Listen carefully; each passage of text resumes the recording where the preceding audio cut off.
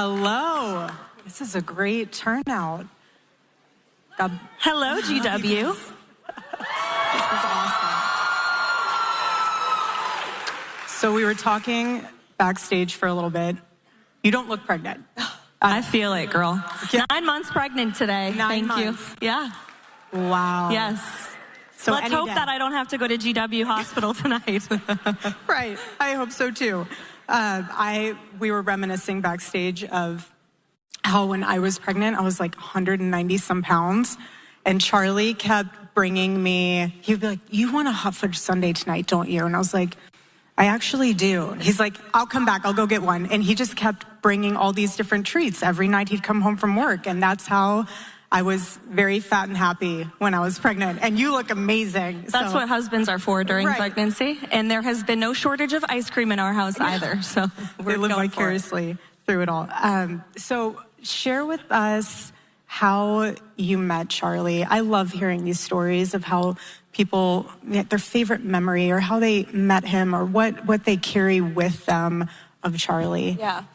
So I was first introduced to Charlie, as you know, during my congressional campaign in 2022. I ran for Congress up in New Hampshire, which is my home state. We have some Granite Staters. Hi, guys. The first in the nation primary state. That's how I was introduced to politics. I came to D.C. I worked in President Trump's White House in the first term, started as an intern. And then, unfortunately, Joe Biden was installed as president of the United States. So I had to choose a different job. And I went over to Capitol Hill, and I was a communications director for former Congresswoman, soon to be former Elise Stefanik. And she actually really encouraged and inspired me to run for office. So I said, heck yeah, let's do it. And I launched my congressional campaign. And Charlie Kirk and Turning Point USA were the only organization in the political world that supported me. The entire establishment in the city were with my opponent in the primary, but I think Charlie loved that I was a young person who was stepping up to the plate, and he and Tyler reached out, flew me out to Arizona, met them at the headquarters, and then they said, "We're on board fully," and they truly were throughout the entire primary. We met at the investor retreat in Arizona. They introduced me to all of these MAGA Patriot donors who contributed to my campaign. And I'll never forget it because Charlie gave me his word that he would support me, and he did all the way through, not just through that congressional run in the primary, and then in the general election when I did lose to the Democrat candidate. But God closed that door but opened another, which led me now to the White House podium. And Charlie was one of the first people the night that President Trump appointed me to this role that I'm in to congratulate me and say how proud he was. So I'll never forget that, and he's amazing. How many of you that are students want to run for office one day? By a raise of hands. Some hands. Don't be shy. We need more. Yes. So my question is for these individuals and even others too, what is the process of that? Like, do you find an application? What was the stepping stone for you for all of it? I just want bare bone basics starting from day one and onward. Yeah. It's not an easy process. Building a campaign is like building a business. You really have to start from the ground up. I was grateful to have worked for a congresswoman who was able to give me some guidance and sort of point me in the right direction. But you have to hire staff. You have to really depend on volunteers. And really, the very first campaign event that I did in New Hampshire, my dad brought me to it. He was my driver and my body man and my campaign manager that day. And we just showed up to a local Republican committee event in New Hampshire, and I walked in and said, "Hey, I'm Caroline Levitt. I was born and raised here. I worked in the Trump White House. I'm back home. I want to run for Congress." And everybody looked at me like I was crazy. But one event led to the next. And that's what running for office really is. That's what public service really is. It's gritty, hard work. Our campaign team knocked on more than 70,000 doors in that race, just in the primary alone. all across New Hampshire, all across the district, just earning one vote at a time.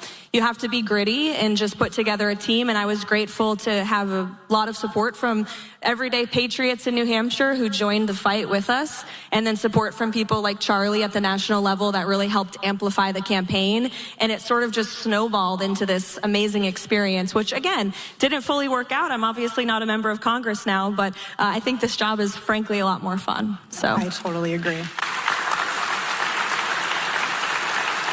So what was the process like to be the White House press secretary?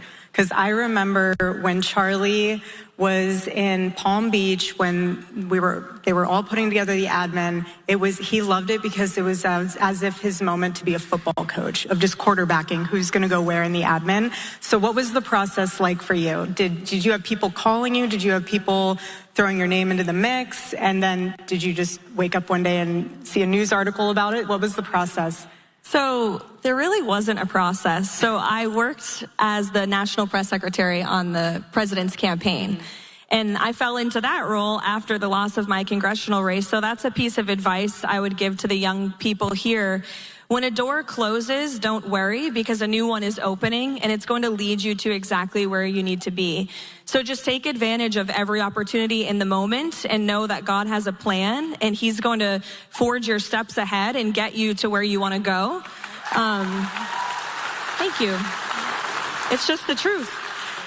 And so I was running for Congress, lost the race, got a call from a friend who was working for President Trump's campaign that he had just launched in November 2022, and said, hey, the super PAC for President Trump, MAGA Inc., is looking for a spokeswoman. Do you want to come join? And I said, heck yeah. So I joined the super PAC as his spokeswoman, and then months later, when the campaign really started to rev up, Susie Wiles called and offered me the job as the campaign spokesperson, which I took willingly and wholeheartedly. She's my boss to this day, and she is amazing. And so I served with the president throughout the whole campaign, all of the trials, literally and figuratively speaking, the trials in courtrooms and rallies all around the country. And then he won the election, as you know well, Erica, and your husband played a huge role in that. And so after we won and we knew we were going to the White House, I thought, I hope I'll get a job. I don't know if I will. The president made a couple funny comments to me on the campaign, like, if we win, you're coming with me, right? And I said, of course I will, sir. And then about a week after the election, we were on the phone about something, the president and me, just chit-chatting. And it was the most anticlimactic thing ever. He goes, oh, by the way, you're going to be the White House press secretary, right? And I said, oh, okay. And he said, so about that other thing, what do you think about that? What should we do? What should we say? And that was it. That's how I got the job. So there was no pomp and circumstance. He just said it, and here we are. True Donald Trump fashion.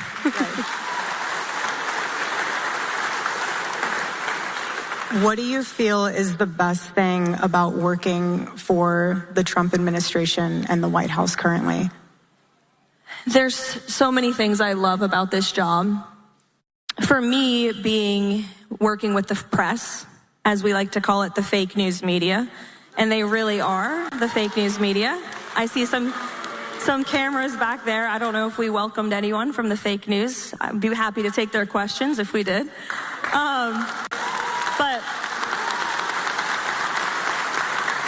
But for me, the best part of the job is working for a president who is so transparent.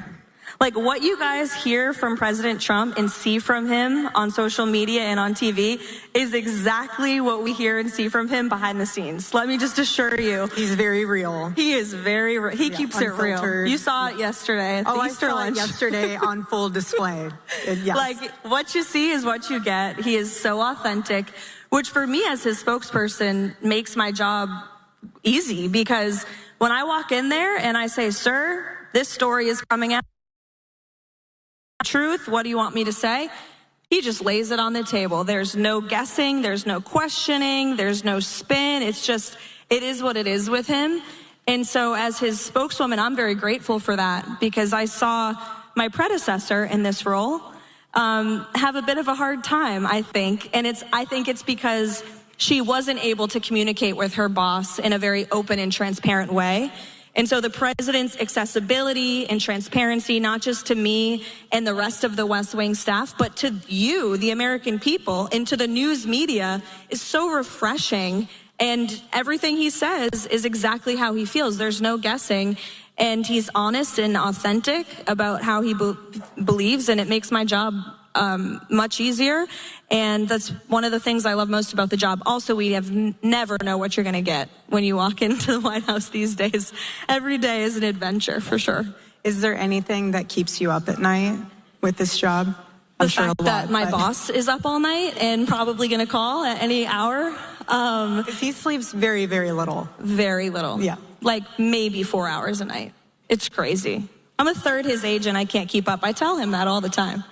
I think probably what keeps me up at night is I have a tendency not to sleep as well in this job because there's just so much going on all the time. Breaking news, you never know what you're going to get when you wake up, whether it's the middle of the night or first thing in the morning.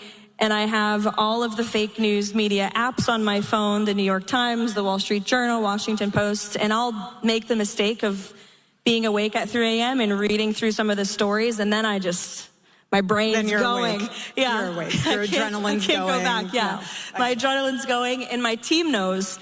If you ask anyone who works for me, I see my assistant in the front row, she's smirking, because they'll wake up to the group chat, and I send texts between the hours of like 2 and 4 a.m. every night. And I'm like, we need to call this reporter in the morning. This is not true. We need to correct this, put this statement in this story. So it's just constant. It's a 24/7 news cycle we live in, and we're on the front lines of that at the White House every day. Do you feel that's the most challenging aspect of your job, is just trying to keep up with the news cycle at times? 5 minutes? For sure. It's never ending. After this event, I'll go look at my phone and probably have 40 texts, 10 missed calls, all on different topics that I'll have to go sort through and figure out and call Secretary Rubio or call Secretary Hegseth and try to get to the bottom of what's about to be reported and make sure that it's factual. So it's a never-ending process and challenge that we have with the media today. And it's just the digital age that we live in. It's the way that it is.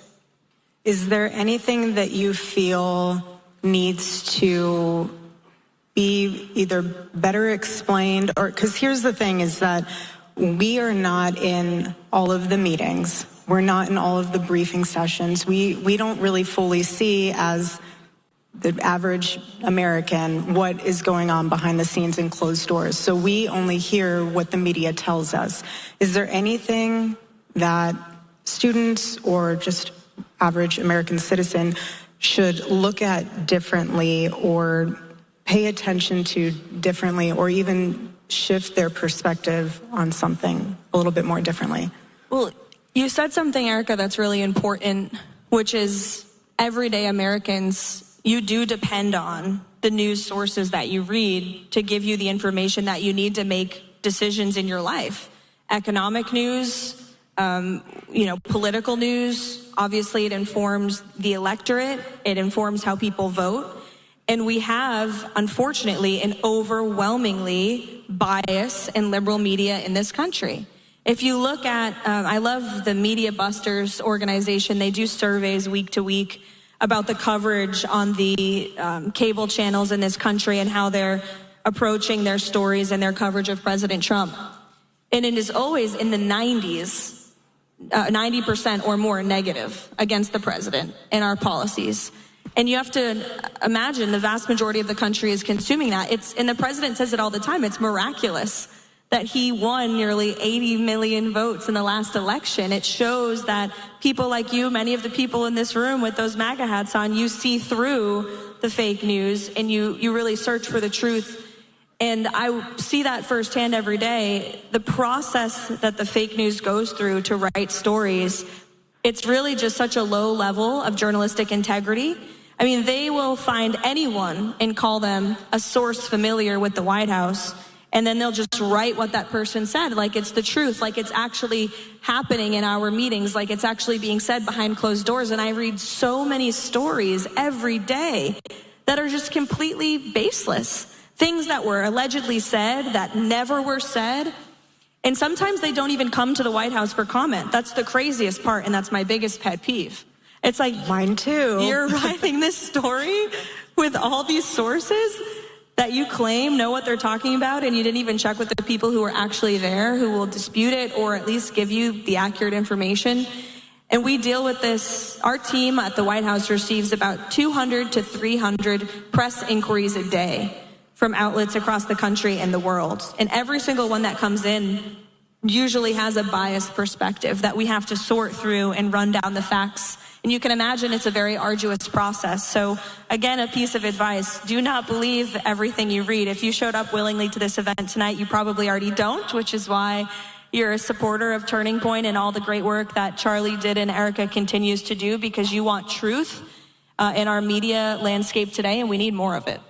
And how do you navigate knowing what's true and what's not? Because what I've been noticing is that a lot of these, especially independent journalists, they pedestal their sources above the actual individual or organization that they're talking about.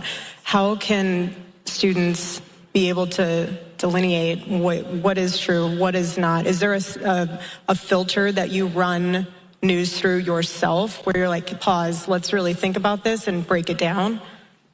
There unfortunately isn't just an easy solution to know what's factual and what's true. The best advice I could give is to take everything you read with a grain of salt. Nothing you really see, don't take it as gospel until you look at other places. You know, just because one influencer says something online based on one source doesn't mean it's real. And that is true of, you know, the legacy outlets in this country, the New York Times, Washington Post. I read it all. I mean, that's how I start my day every day. I read the Washington Post, the New York Times, the Wall Street Journal, front to back. It pains me, but I need to know what they're saying, right? Because that really drives the news cycle of the day that we have to combat. But then also on, online engagement and what's happening on X and in other places in the digital world is important to understand, because oftentimes, as you know, what starts on X as a rumor then becomes a legacy media narrative. So you have to kind of get ahead of those things before they really spiral into something that's just a complete fallacy. So my advice would be to encourage everyone in this room to try to be the most well-read person in every room that you're in. That was a piece of advice one of my predecessors, Dana Perino, gave to me before I took this job. She said, you always want to be the most well-read person in the room. And I try to be every day. But Donald Trump always is. That man does not miss a story, let me tell you. He's always reading the papers and watching the TV. He doesn't miss anything anyone says in the whole world. I don't know how he does it and consumes it all. And it's a lot. And, you guys are busy, right? You're students, you're working, you're in school, you want to have fun, you want to live lives. You can't consume every piece of news. But before you get really hot and bothered about something, or maybe angry, or even really encouraged by something, check other sources and then use your best judgment to sort of balance what the truth is. And unfortunately, that's just the way it has to be done. And when you have that heavy intake of the press and you're reading all the stories, like you said, as a Christian, how do you guard your heart and mind when you read all of these from all walks of life, all different media types? How do you guard your mind and your heart from letting it penetrate and just really upset you or throw your whole day or just mess with even the internal narrative that you guys have in the admin? Through prayer and faith. It's the only way to just cover yourself in prayer and in faith. And, faith gives you such perspective that even the worst story or the worst news cycle is just a moment. And it's passing. This too shall pass. I think seen videos, my team and I always pray before every briefing. That's a crucial step in our process as a team to prepare before we go out into the briefing room, into the lion's den, and go up against, journalists who obviously are trying to trip me up. That's the nature of their questioning. And some of them, not all of them. Some of them are good people and I think really want honest, factual answers. Not all. But it's through prayer and just faith that there's something so much bigger than what we're doing in this moment and on this day. But it's very easy to feel drowned by it all because it's heavy stuff we're dealing with. And it's policies that are impacting our country and the world. And so there are days that are harder than others, but I think without faith, you couldn't do it. And when I last saw you, I was so excited to hear, because on the way out, you had shared with me that your team specifically started a Bible study. Are there other, that to me makes my heart so happy to know that that is happening within the White House. Are there other groups within the admin that after Charlie, everything happened on 9/10, are there other groups within the admin that also have started their own little Bible study groups? Members of the cabinet have started Bible studies. One of the most beautiful moments I've witnessed in this job was prior to the cameras coming into a cabinet meeting in the cabinet room. The president always sort of has private conversation with the cabinet and checks in and asks them, how's everyone doing? Is there anything you need from me? And it's sort of that private moment before the cameras roll in. You guys have seen these advertised 3-hour-long cabinet meetings that we hold about once or twice a month. But they do have that private talk. And there was a day in which Secretary Turner prompted a prayer over the president and over the rest of the cabinet. And I had the honor of just standing in the corner of the room for when the president wanted the media to come in and witness that moment with the president of the United States, the vice president of the United States, and the entire cabinet with their heads bowed in that beautiful cabinet room, praying together. And I took a video of it on my phone, and I will save it forever because it was the most powerful people in our country and the most powerful man in the world humbling themselves and just praying over each other for protection and safety and continued wisdom. And that was one of the best moments I've witnessed. But we have started a Bible study. It is all women. Men are welcome too if they want. Robert, I see you over there. He's my colleague. He can come if he wants. The White House male staff are welcome, but it's been all ladies thus far. And it's been wonderful. Tuesday morning, 7:45 in the Roosevelt Room. And a colleague of mine, Dr. Heidi Overton, she's a big mind in the Maha movement. She's incredibly brilliant, and she leads the study. And it's all young women that are working in the West Wing and just need that moment of prayer before we get started with our very busy days. I love that. So including that, what is so far your favorite memory in this role? That's a hard question. I know there's so many. You can name a few. You don't have to name just one. I think the best memories I've had thus far are those with my family, with my husband and our baby, Nico, who's going to be 2 this summer. And all of the holidays, the White House is such a special and beautiful place. Christmas time at the White House, it's decked out with trees and lights and just beauty. Those Christmas parties are such a joy. The Easter egg roll is a fun event. It's coming up on Monday. My son last year was a little baby. Now he'll be toddling around on the South Lawn on Monday. And I have the pleasure of reading to the children. So, those moments where I'm able to bring my family in and just enjoy how special of a place the White House is, that will go down as my favorite. Those will be the memories I remember forever. I love that. Transferring now to college. When you were a college student, what was something that you held conviction-wise that allowed you to be courageous and bold on campus being a conservative that you can share with our students? Free speech. When I was at St. Anselm College in New Hampshire, I realized I was one of the very few conservatives in my classes very quickly.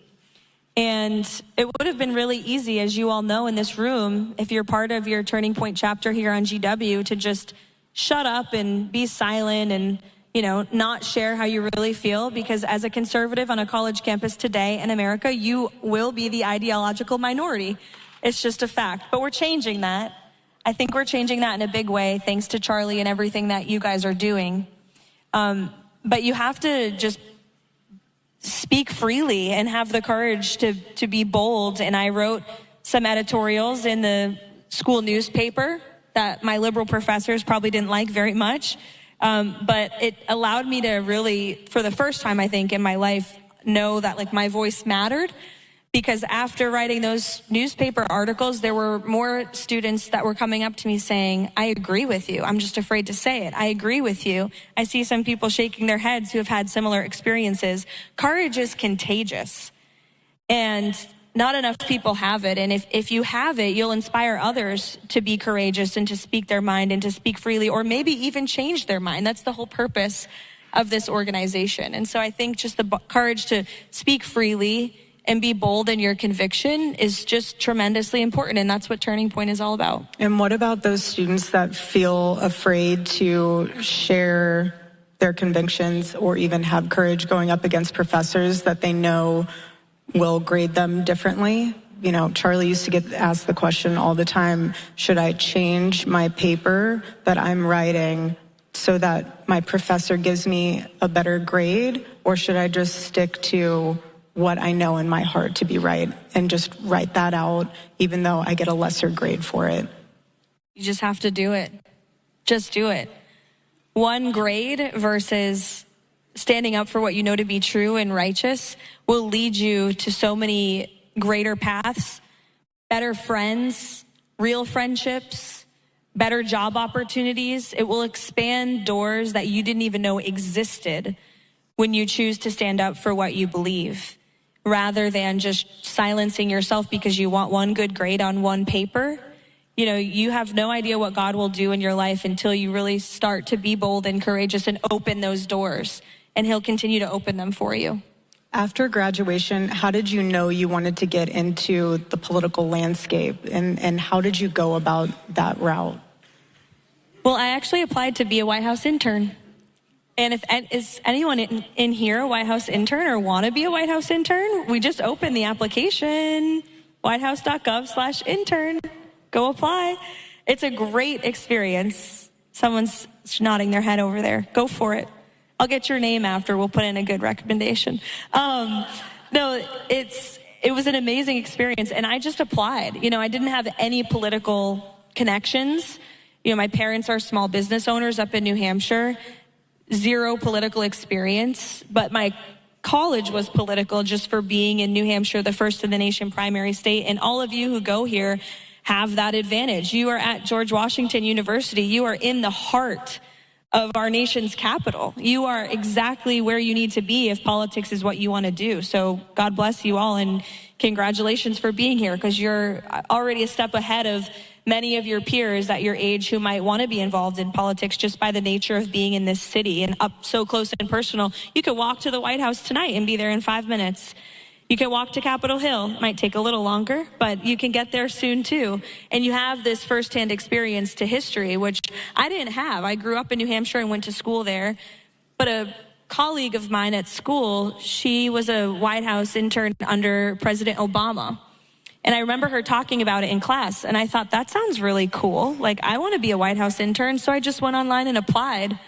And God blessed me with that opportunity, which then led to so many doors opening after that, working in the White House full time, running for Congress, and then, of course, all the political opportunities since, and now this job today.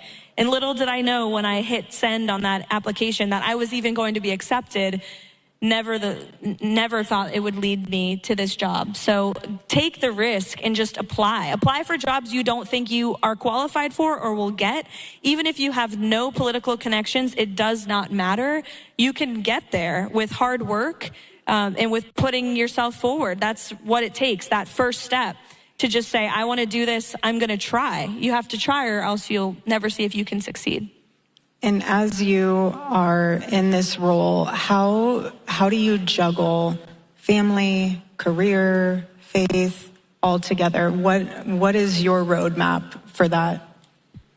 I don't know if there is a roadmap. I know there's not, but it's something I'm still working on every day. No, being a mother is the best job in the world. I love my job as White House press secretary, but nothing compares to the job of being a mom, as you know. And I have become a mother of one, and now soon two, in the midst of the craziness of my career. And it's a lot of prioritization. You learn very quickly when you have a family that your family, you know, in my case, my husband and my son, come above anything else in life. That's just what happens. Aside from God, of course, God, your husband, your children, your family, your friends, and work.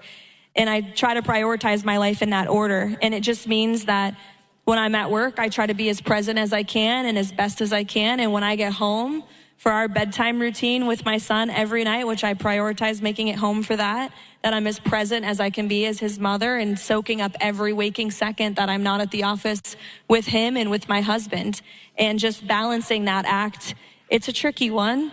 And there are days that are longer and days that are better. But ultimately, it's just about that balance and that list of priorities you have to make in order to make it work. In a support system, as you know, it takes a village. I have an amazing mother who's here. I have an amazing husband and friends and family who are always willing to help. And that really, I'm grateful for that. And I know not everyone has that. But it really is helpful with this job and being a mom. But I would tell all the women in the audience tonight, you can do both. You absolutely can. You may not want to, and that's okay too, but you can make it work. It just takes, again, prioritizing your time and leaning on those around you, having a great partner, a great husband to bear your children with, and to just take it day by day. I know how that is. Charlie in dad mode was one of my favorite. Charlie in dad mode and vacation mode were two of like my favorite versions among all the other versions that I was obsessed with, still am.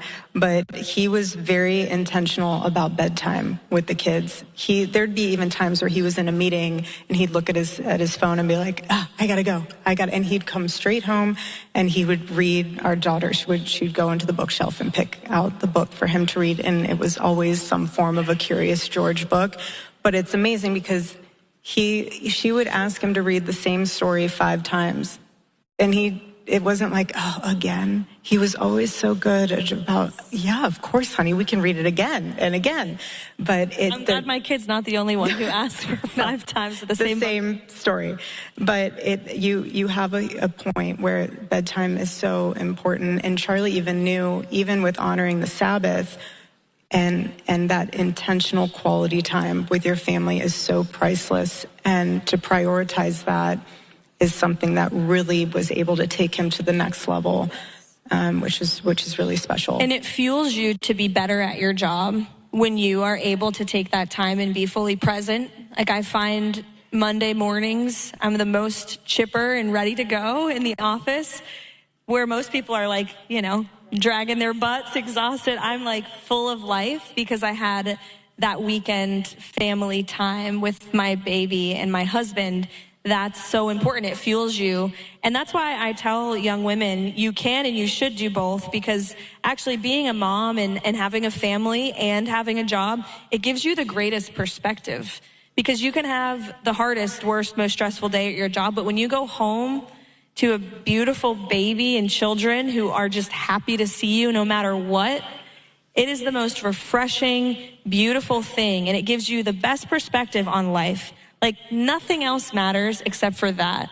Who cares what the Daily Beast wrote today? Who cares what the headlines are? Like, I have an amazing son who just wants to be loved and play trucks and read the same dino book 5 times in a row. And that really gives you the perspective you need, I think, to be successful in your career. And it helps you to be not only a better mother, but also better at your job too. No, totally. There'll be people that are like, did you see what they're saying about you on X? And I'm like, no, I don't have time. And actually, quite frankly, I really do not care. I am actually really busy right now playing Magna Tiles, and that is way more important. Changing diapers. Yes, than hearing the endless onslaught that really is just noise. Exactly. Noise.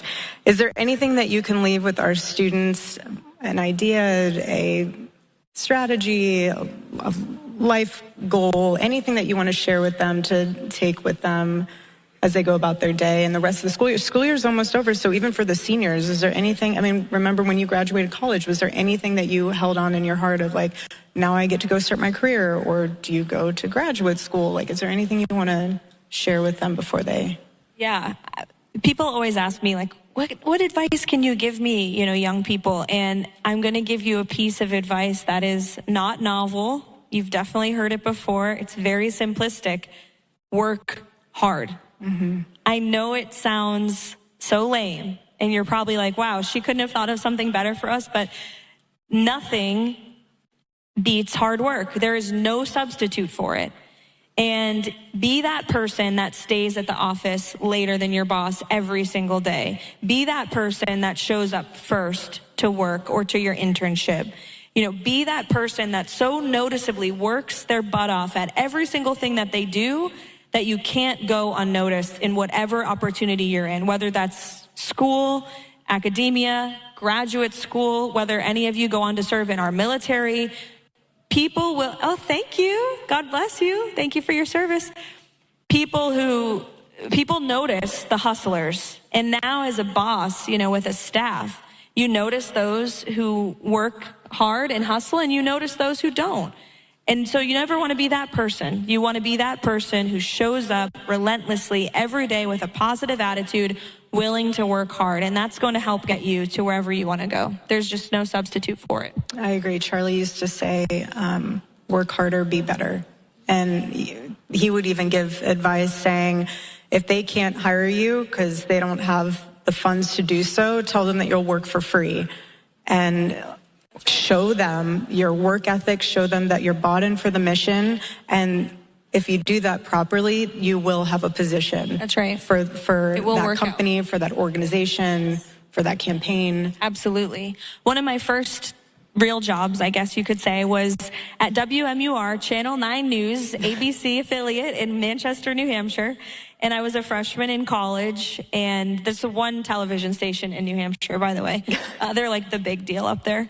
And I thought I wanted to be a broadcast journalist at that time, how the tables have turned. And so I called up the news director, Alicia is her name. And I said, I want to work. She's like, who are you? I said, I'm a student at St. A's down the street. I want to work here. I just want to be in a newsroom and see if this is what I want to do for my career. I will literally sweep your floors. And when I said that, she said, I'm not hiring, but I'll hire you. And so I started Saturday night shifts from like 5 p.m. to 11:30, which as a college student, that's a rough time, okay? To be working in a newsroom, as you know, 5 p.m. on a Saturday night. Not ideal, but I took the job. And then it led me to so many other opportunities in college. So yes, Charlie was right about that. And it's age-old advice, but it will never cease to exist because it's just true and it's real. Yes, we know the cornerstone is Christ alone, our hope.